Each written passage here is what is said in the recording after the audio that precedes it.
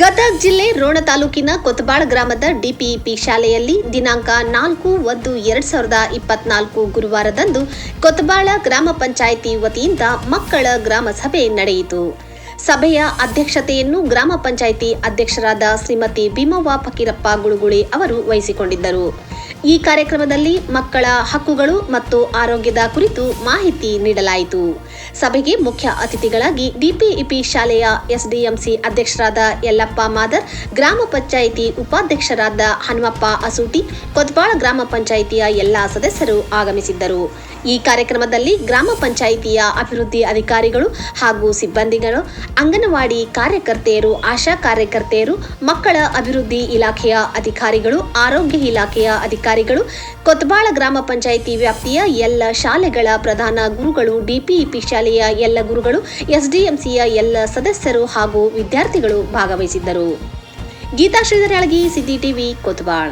ಶಾಲೆಗೆ ಕರೆತರುವಂತಹ ಕಾರ್ಯಕ್ರಮಗಳಾಗಿರಬಹುದು.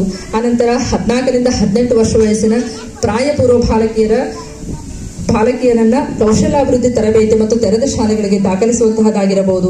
ಶಿಕ್ಷಣ ಇಲಾಖೆ ಅಧಿಕಾರಿಗಳು ಶಾಲೆಯಿಂದ ಹೊರಗುಳಿದ ಬಾಲಕಿಯರು ಕಡ್ಡಾಯವಾಗಿ ಶಾಲೆಗಳಿಗೆ ದಾಖಲಾಗುವಂತಹ ಯೋಜನೆಗಳನ್ನ ರೂಪಿಸೋದಾಗಿರಬಹುದು. ಈ ರೀತಿಯಾಗಿ ಇಂತಹ ಹಲವಾರು ಯೋಜನೆಗಳ ಬಗ್ಗೆ ಮಾಹಿತಿಯನ್ನು ನೀಡೋದಕ್ಕಾಗಿ, ಅವುಗಳನ್ನು ಜಾರಿಗೆ ತರುವಲ್ಲಿ ಏನೇ ಸಮಸ್ಯೆಗಳಿದ್ದಾವೆ ಅನ್ನುವಂತಹ ಮಾಹಿತಿಯನ್ನು ನೀಡುವುದಕ್ಕಾಗಿಯೂ ಕೂಡ ಇಂತಹ ವಿಶೇಷವಾದಂತಹ ಗ್ರಾಮ ಸಭೆಗಳನ್ನು ನಾವೆಲ್ಲರೂ ಕೂಡ ಇಂದು ಹಮ್ಮಿಕೊಂಡಿದ್ದೀವಿ. ತಾವೆಲ್ಲರೂ ಕೂಡ ಈ ಒಂದು ಸಭೆಯಲ್ಲಿ ಇಷ್ಟು ಉತ್ಸಾಹಪೂರ್ವಕವಾಗಿ ಎಲ್ಲರೂ ಕೂಡ ಭಾಗವಹಿಸಿದ್ದಕ್ಕೆ ಗ್ರಾಮ ಪಂಚಾಯತಿಯಿಂದ ಹೃತ್ಪೂರ್ವಕವಾಗಿ ಧನ್ಯವಾದಗಳನ್ನು ಕೂಡ ತಮಗೆ ಈ ಸಂದರ್ಭದಲ್ಲಿ ಸಲ್ಲಿಸ್ತಾ ಇದ್ದೇನೆ. ಈ ಎಲ್ಲಾ ಉದ್ದೇಶದಿಂದ ನಾವಿಂದು ಮಕ್ಕಳ ವಿಶೇಷವಾಗಿರುವಂತಹ ಗ್ರಾಮ ಸಭೆಗಳನ್ನು ನಾವಿಂದು ಹಮ್ಮಿಕೊಳ್ತಾ ಇದ್ದೇವೆ. ಎಲ್ಲರಿಗೂ ನಮಸ್ಕಾರ. ಇವತ್ತಿನ ಕೊತ್ತಬಾಳ ಗ್ರಾಮ ಪಂಚಾಯಿತಿಯಲ್ಲಿ ಮಕ್ಕಳ ಗ್ರಾಮ ಸಭೆಯನ್ನು ಹಮ್ಮಿಕೊಂಡಿದ್ದೀವಿ.